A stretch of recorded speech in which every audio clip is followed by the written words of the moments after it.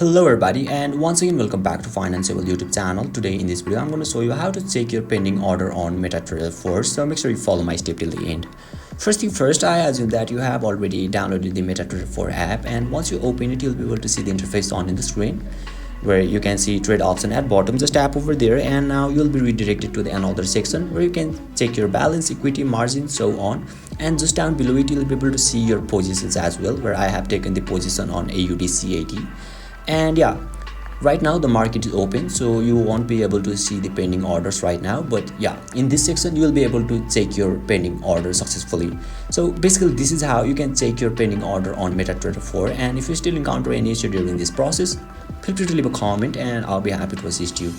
If you found this video helpful, please give it a thumbs up, and if you are new to this channel, make sure to hit the subscribe button and set the bell icon to on so that you can stay updated with our latest content. Thank you for watching, and I'll see you next time.